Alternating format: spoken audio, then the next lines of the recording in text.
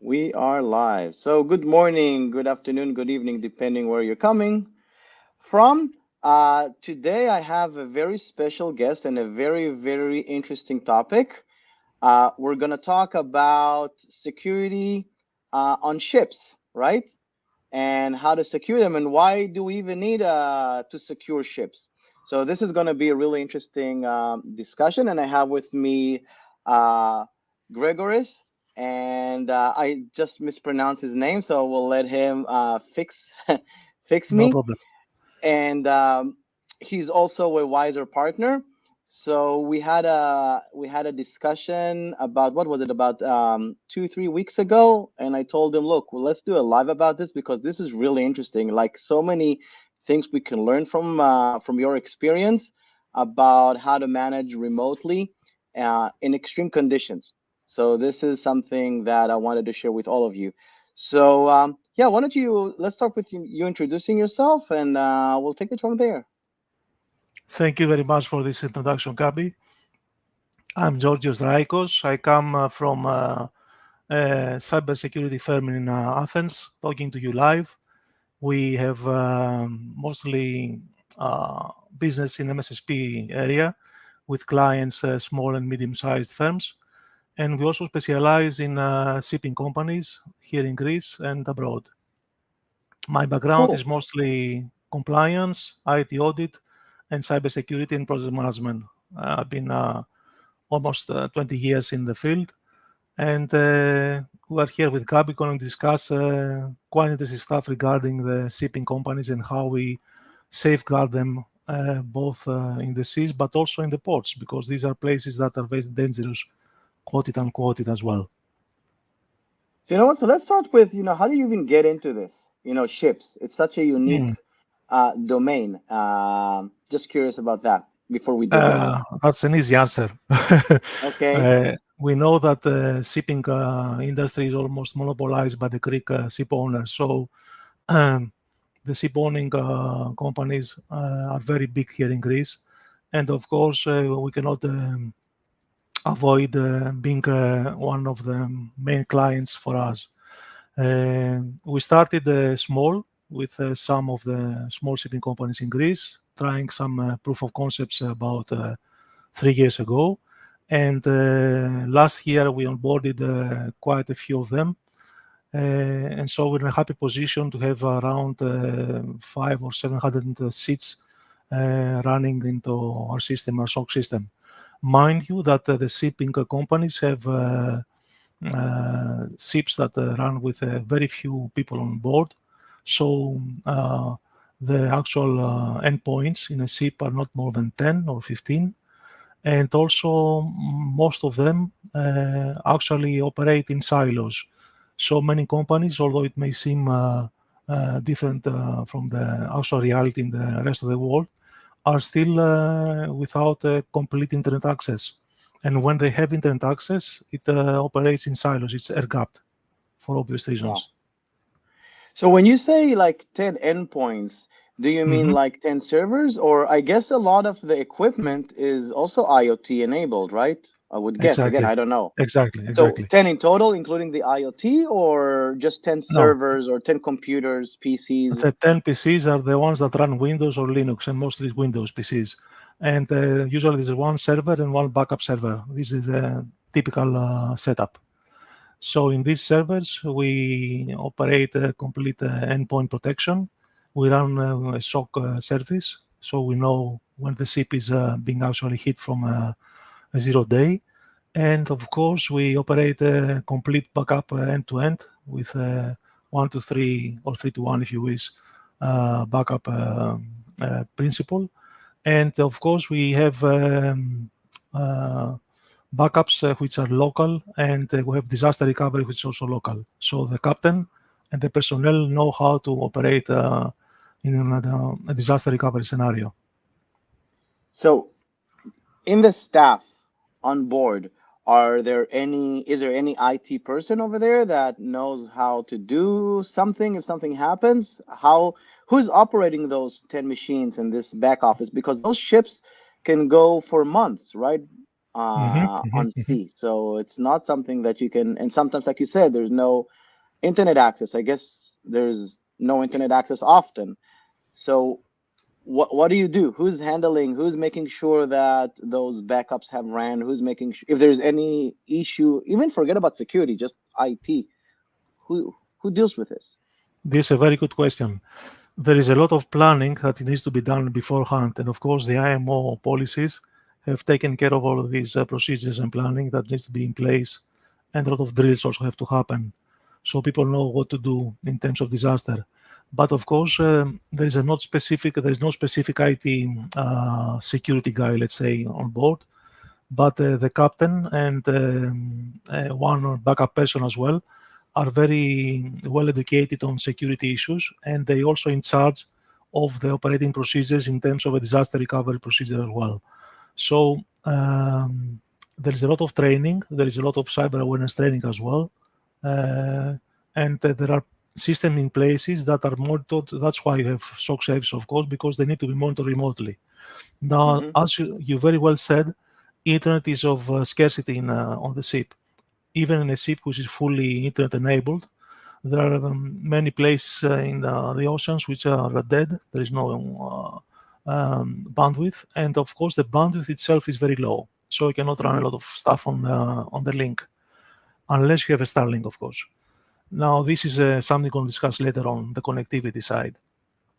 In terms of the OT and the IT environment, of course, the OT environment is something completely different and is protected from a different perspective.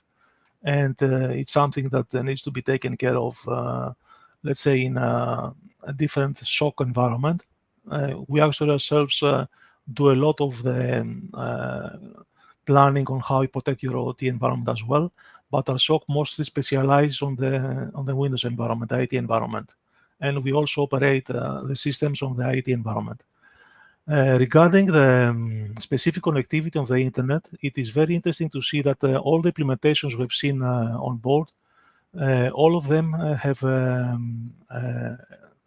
actually taken care of the fact that some of the ships needed to have a connection back home.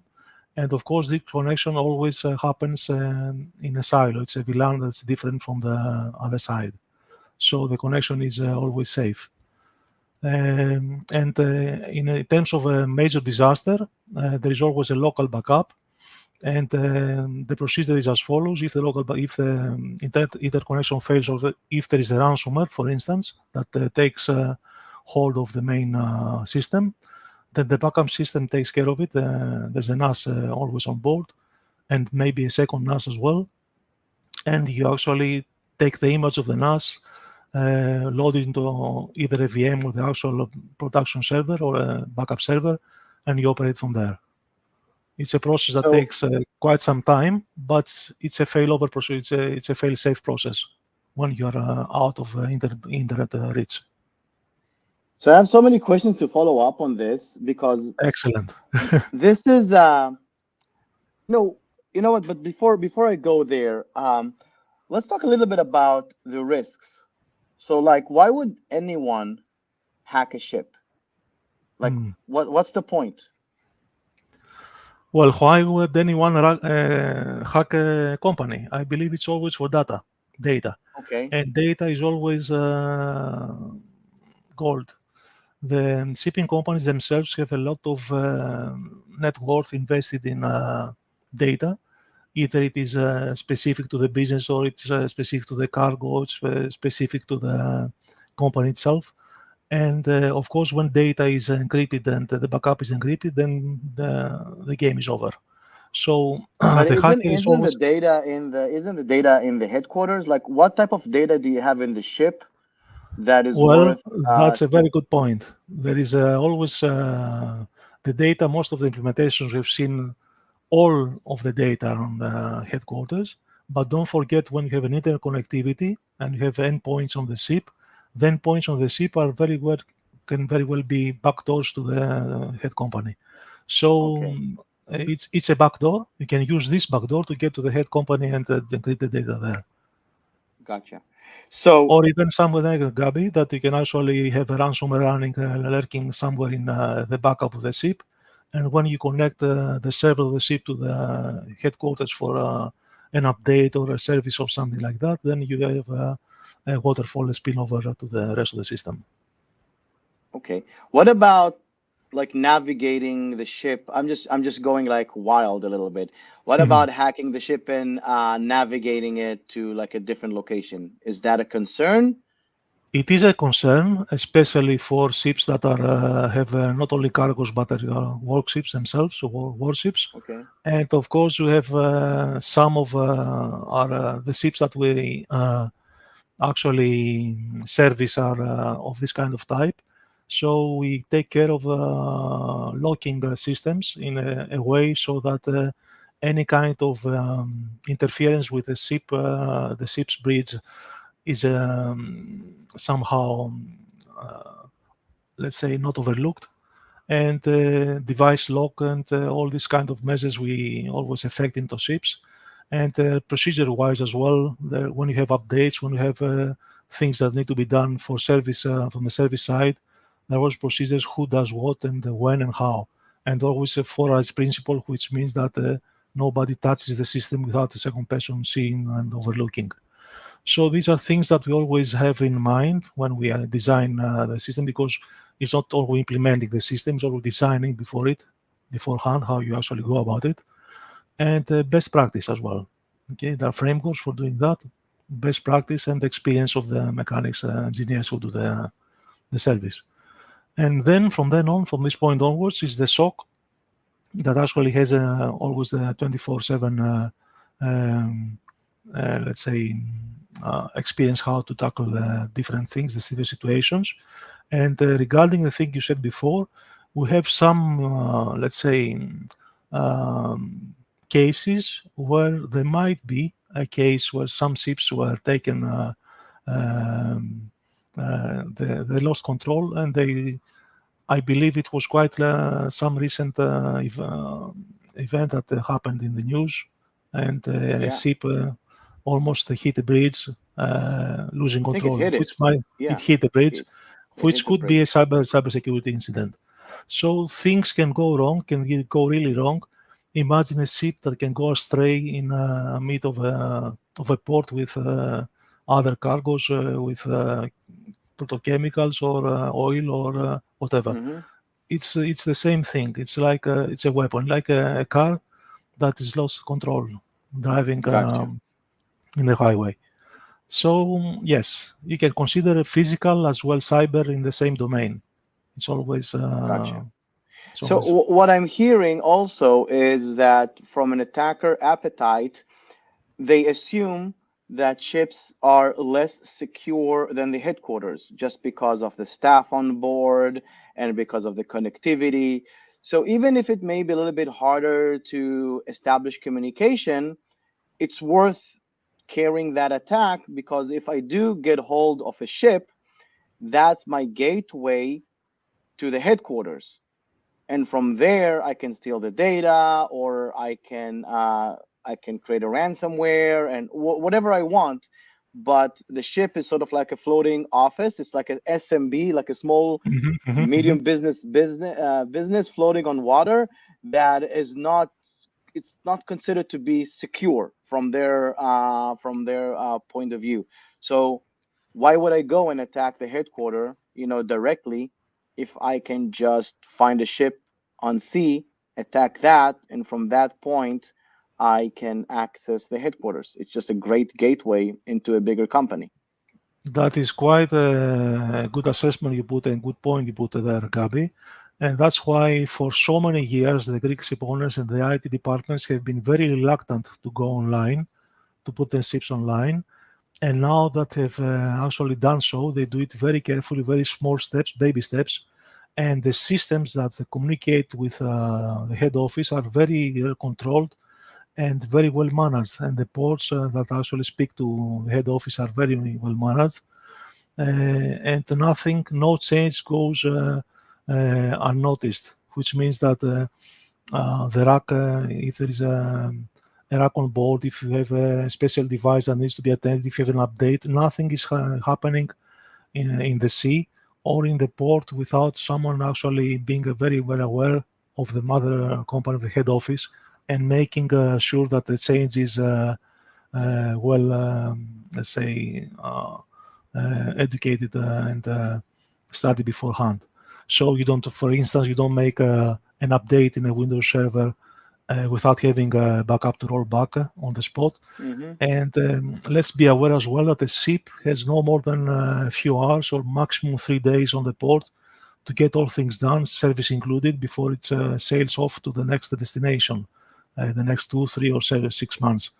So always time is of issue. And of course, the security stuff, the security stack is something that is always number one priority, especially if SIPs have a lot of things that need to be done via internet.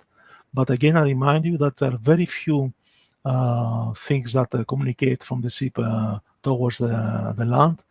And most of these things have something to do with cybersecurity. Gotcha. Are there other attacking groups or that are specialized in ships? Do they look for that, or the attackers just run IPs and they scan and they see a computer that maybe is vulnerable and they go in? Are there other There is people a that? Mitre attack framework that has a lot of groups operating in the space, but we don't consider a specific group as a specific target or a specific interest for us. We just uh, try to organize the SIP as best as possible, I guess, as a new attack, an unknown attack, because that's the real case. And Mhm. what we actually instigate into the SIP is shielding the SIP against zero-day attacks, as well as the head office, because that's the way to go about it. Yeah. If you are able to instigate 99.99% of zero-day attacks, then somehow you can say you're on a safer side than before. So when you get to the port itself, are there any different type of security measures? Because now you have good connectivity, you're next to.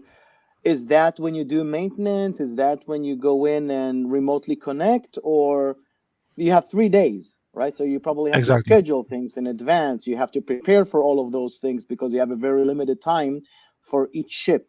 So you need You to, have to I prepare as guess, well and take clearance from the company itself, because the company has its own schedule for maintenance and repairs. And of course, the time is very limited from our side as well. Most of the things happen remotely. So for sure, when the ship gets inside the port, we establish connectivity, and then we do all the things that need to be done that require larger bandwidth. And yeah. here is a thing that it's time to discuss about connectivity and the bandwidth issue. For most of the ships now that operate on the internet, let's say connectivity side for more than 2 or 3 years, now about 30 to 40% are either have gone into or are considering to go into Starlink deployment. Mm, And Starlink allow us to have, let's say, a decent bandwidth to run cybersecurity agents in tandem. So this is a good, let's say, situation for us now, because 2 years ago it was quite difficult to establish good connectivity and good bandwidth to run decent cybersecurity in and out connectivity. Now we can do that very easily with Starlink, and we can run a lot of MDR as well, and log management remotely, which is what we need to do, have a very good, let's say, visibility into the network of the ship as well. yeah. So like you said, like a few years ago, ships were not really connected almost at all.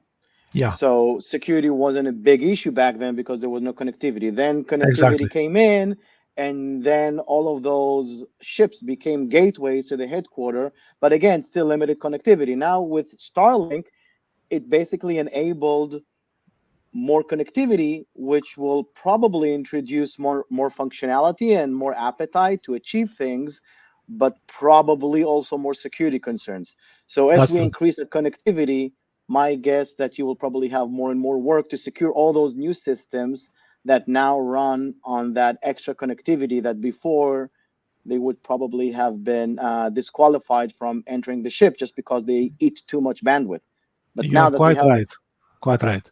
And let's not forget that the previous links, the satellite links were private, so it was very difficult to hack the links themselves.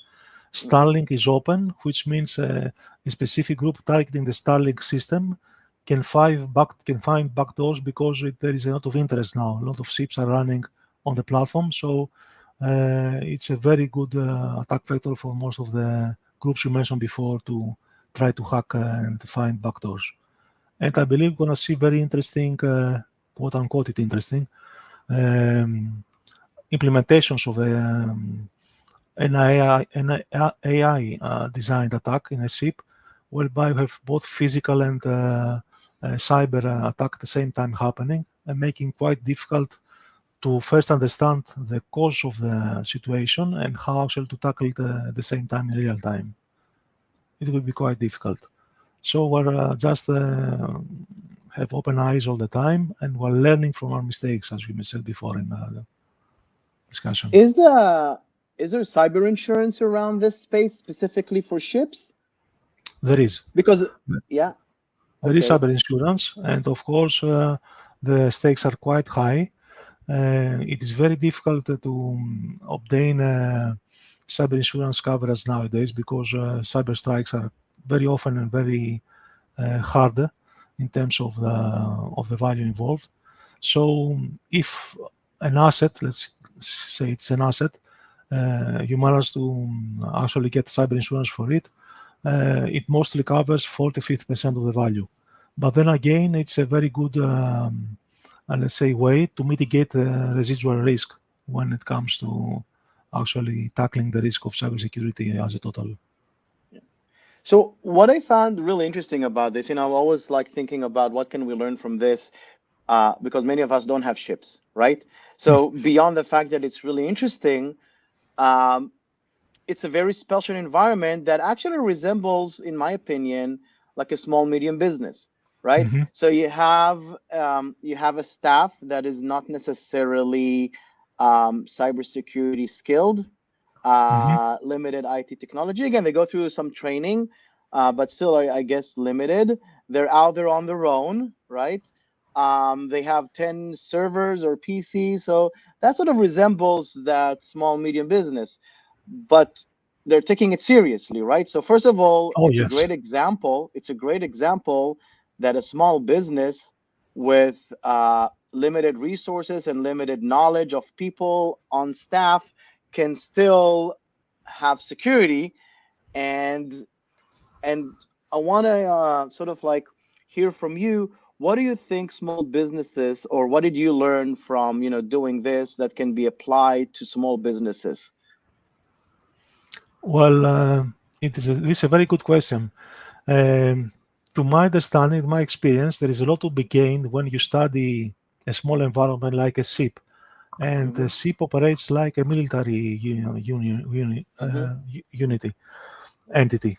In some respect, actually, there are same principles that apply.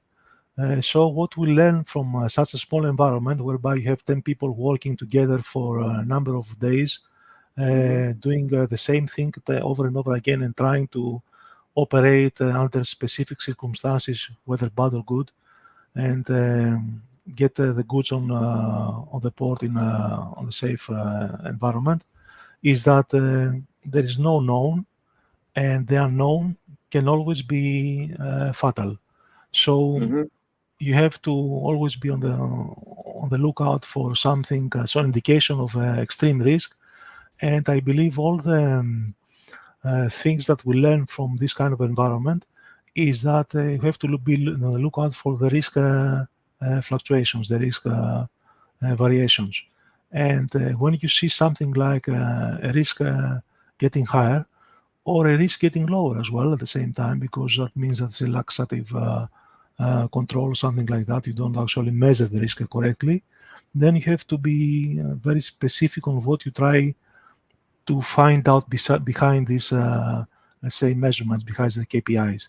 And the SIP, like a SMB, the SIP has a bridge, the SMB has KPIs, the risk Hmm. monitors.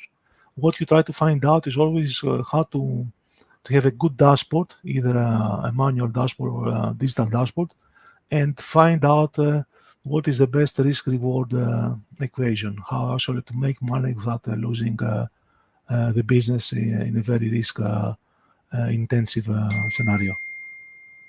So first of all, now I understand why you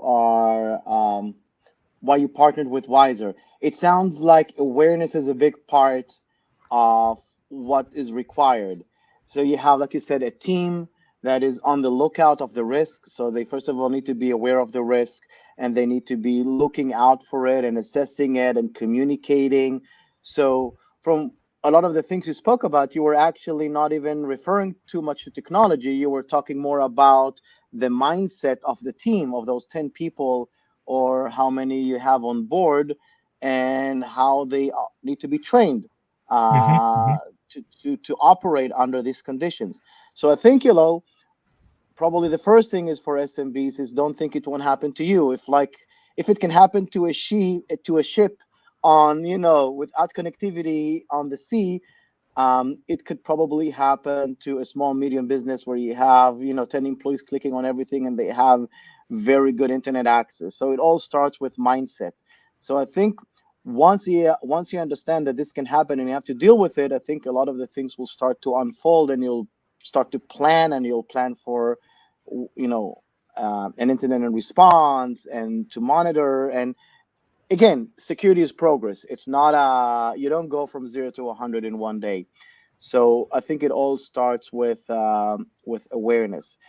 Beyond that, are there any specific vendors better for ships than others, just because maybe they don't consume as much bandwidth or anything like that that you guys use?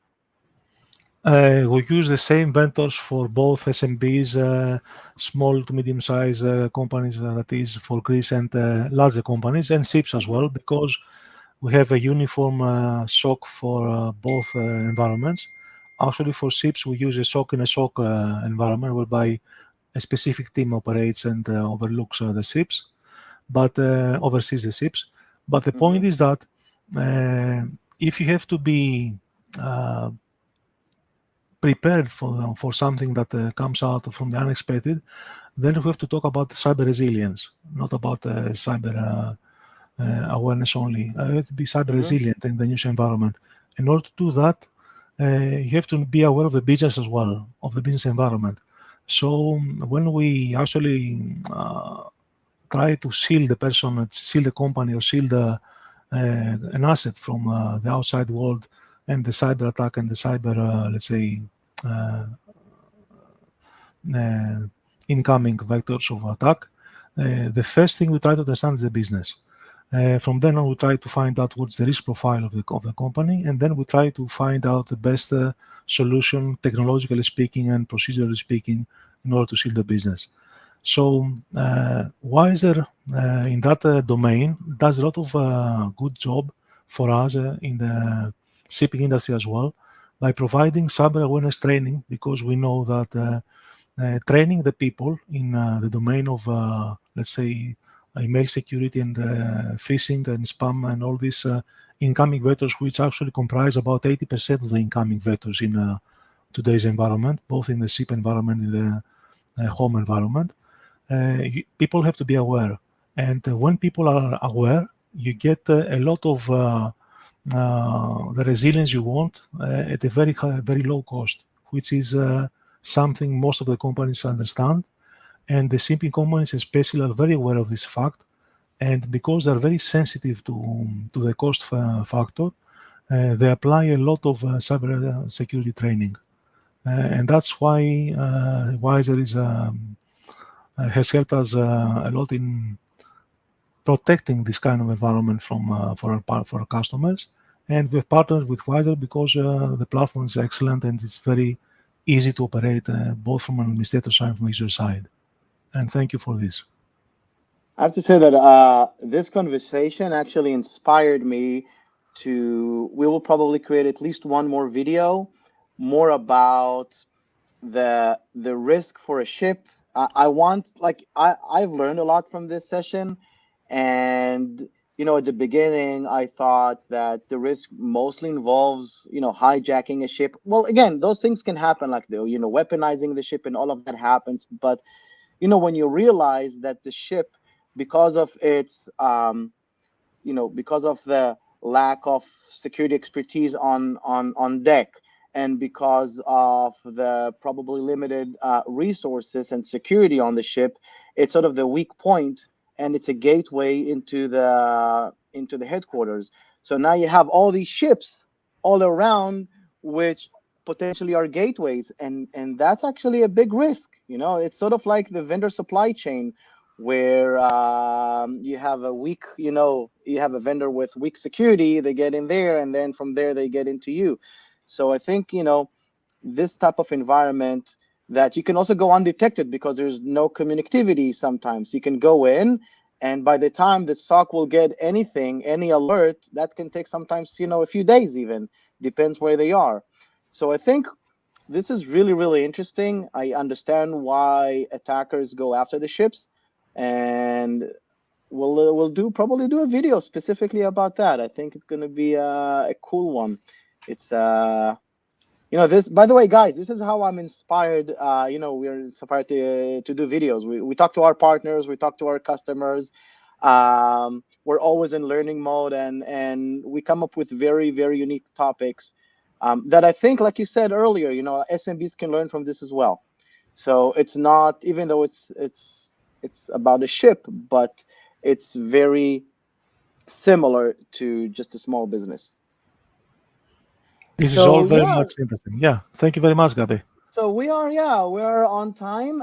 Is there anything else you want to add? You want to talk, if people want to contact you? Um, yeah, let's take another minute and share with the audience, how do they get in touch with you? Yes, you can find us in TicTacLabs.com. So this is our domain, and you can send there your information. Every information is there, our services, so you can get in touch with us. But what Gabi said is the closing point. It was very, very on point. Is that we can always learn from each other, and what he does is actually open up the space for people to discuss. And by discussion, we share ideas, we share knowledge, and we share, of course, the, the things that mostly interest us, and hopefully the rest of you guys. And I personally thank Gabi for giving me this opportunity to discuss with you these relevant topics. I always Thank you, enjoy Gabi. talking to you. Thank Okay, you. thank you very much. Bye until next time. Bye bye. Bye, everybody. Bye bye.